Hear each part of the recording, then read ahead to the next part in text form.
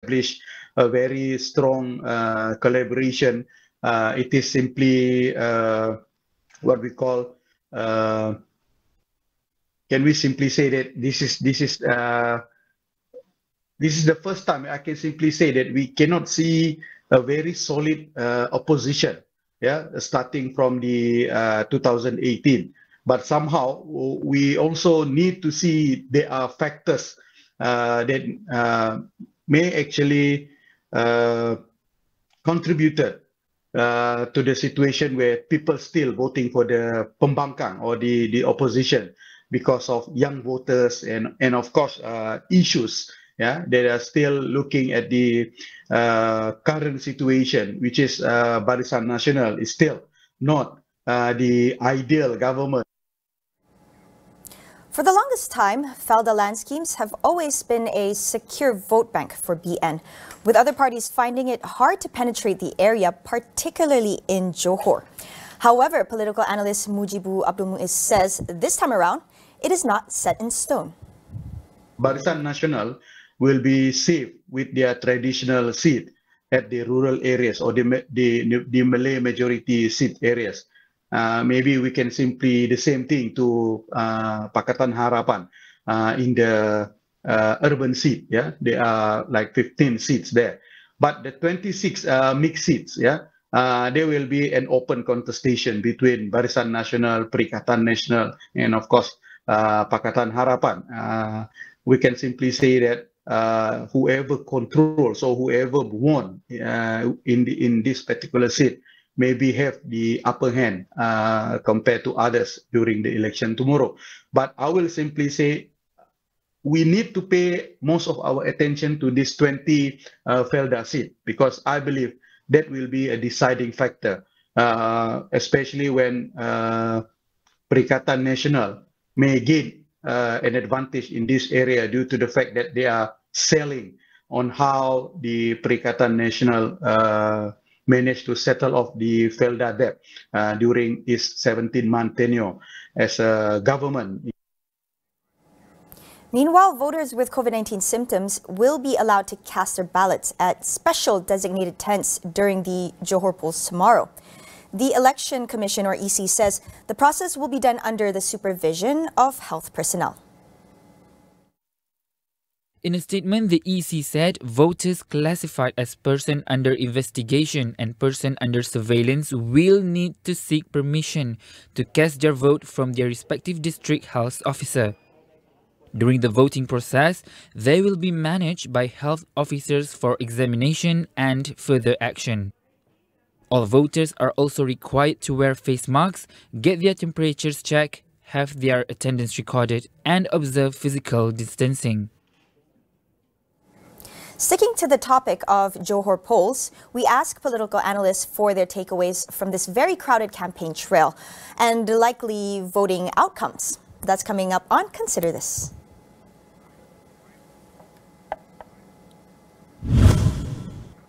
Now, with the country transitioning to the endemic phase, there is a pressing need to vaccinate as many children as possible. Azrul Muhammad Khalib from the Galen Center for Health and Social Policy stresses on how vaccinating children is important to ensure they are protected from the virus.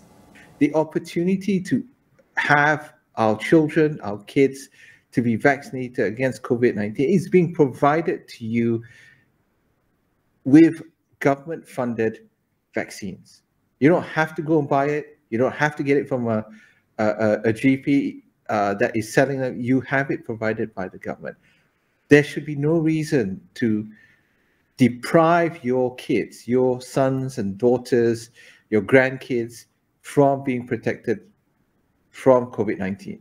The government is communicating on this, and perhaps it is true that it didn't communicate as well as it should at the beginning concerning, the concerns of parents concerning the possible side effects of vaccines towards their kids. But at the end of the day, I emphasize again, not being vaccinated is far worse than the possible and arguably theoretical side effects of being vaccinated if you are talking about kids here. So really, we really have to get these kids vaccinated since the opportunity is there. We'll continue after the break. Stay with us.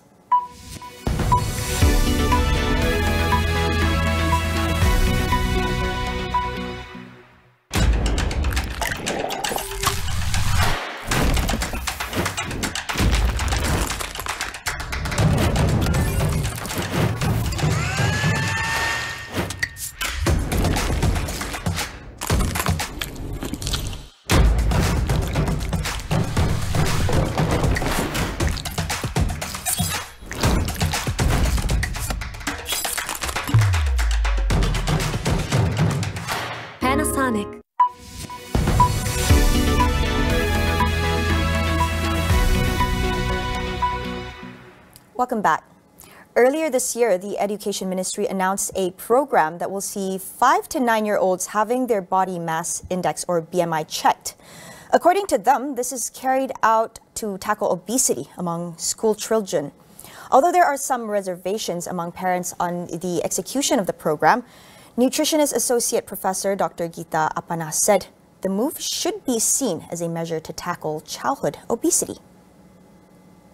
BMI checks is very important because there are a lot of health implications due to childhood obesity that we can prevent if we were to identify this early in life. Yeah, and rather than to have children who are really obese, they tend to have type 2 diabetes as young as 10 years old, 12 years old, and imagine they have to live the rest of their life having that type 2 diabetes. Yeah, and also not only that type 2 diabetes, it can be hypertension, it can be many other cardiovascular diseases, and some even this will even end up with premature death. Yeah, so if you to look at the negative implications of obesity, you have to take it in a positive manner. That means this BMI tracking is very good because we want to avoid of all that diseases. It is very costly for the parents. It's very costly for the government to give the treatment for these children, and it's going to be costly for the child itself. Yeah. So if we were to consider of that, that's definitely more benefits than the what we call. There's definitely more benefits in that sense. So what we have to do we have to do it in a manner that it's more positive. So school have to take more positive approach in assessing the BMIs in these children. Parents have to be more positive as well, because that definitely more benefits compared to the risk, yeah, as in their mental health and so on. So we have to do it in a more positive manner, and that's how we can go about this issue, because it's not. We are not doing this, or government is not implementing or implying this BMI tracking for no reason. Yeah, that's definitely a good reason for doing it, and we have to do it in a positive manner. Onto international news. Russian forces have struck airports near the city of western Ukraine today, far from its existing main offensive and possibly indicating a new direction in the war. The cities of Lutsk and Dnipro are targeted for the first time since the Russian invasion began over 2 weeks ago. Explosions have also been reported in Ivano-Frankivsk in the southwest. Meanwhile, new satellite images show that a massive military convoy outside of Kiev is slowly advancing, with some forces redeployed into towns and forests near the capital. Russian President Vladimir Putin, speaking at a Security Council meeting, said he welcomes volunteers to help fight in Ukraine. Its defense ministry said there were over 16,000 volunteers in the Middle East who were ready to come to fight with Russian forces. Western nations so far have focused on strangling Russia's economy with sanctions and arming Ukrainian fighters. While it has slowed Russia's advance, it is still unclear how sanctions alone will stop the war. Ukrainian fighters have put up a remarkable defense, but they are badly outgunned. NATO nations, meanwhile, is unlikely to risk triggering a world war by joining the fight in defense of a non-member state. Russia has only hardened its demands since launching the invasion last month. And attempts at diplomacy by French, Israeli and Turkish leaders have proven fruitless so far. Analysts view that a withdrawal for Vladimir Putin will make him look too weak. The endgame would likely be decided by Ukrainians in terms of what they will accept, should both sides agree to come to the negotiating table. In other news, the Australian government has said it will buy 130,000 doses of a vaccine to protect against the Japanese encephalitis virus, or JE. The mosquito-borne outbreak has spread across 4 states that were hit by floods recently. The JE virus had previously been confined to the tropical north, but the wet, warm weather and climate change is feared to have brought it south. The virus had killed 2 people and infected 16 others so far. JE is spread by mosquitoes and can infect animals and humans, but the virus cannot be transmitted between humans. 99% of JE infections cause no symptoms, and of those who do get sick, most will experience mild cold-like symptoms. But in serious cases, it can cause the brain to swell. Many have doubts in security when it comes to trading digital assets. This is due to lack of education associated with protecting information and assets, such as cryptocurrency. Co-founder of Meta Universe, or Mew, Ray Chung, says it's important for traders in the 3D world of metaverse to be aware about its risks and how to mitigate these risks. I think regarding the security concerns, right? I think everyone know in the current blockchain world, right? Is always everything is recorded in the ledger. Okay, so a lot of people trying to hack is they are from the first layer where when you actually log into the MetaMask wallet or you went into the different kind of platform. Normally, how they hunt it is they use bonding, meaning that they will say, okay, you come to here, you register your MetaMask wallet, you give me your address, I will give you a price, right?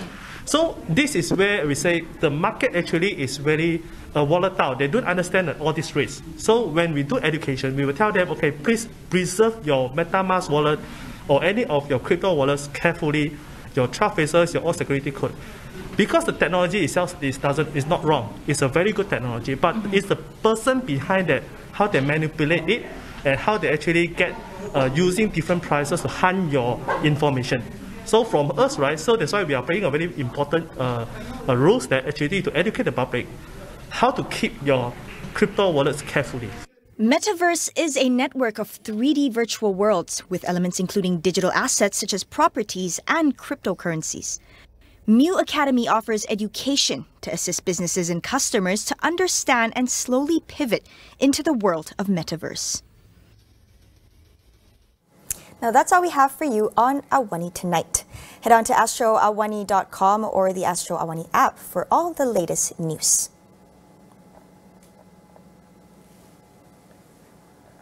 I'm Saraya Mia, and we will see you next week.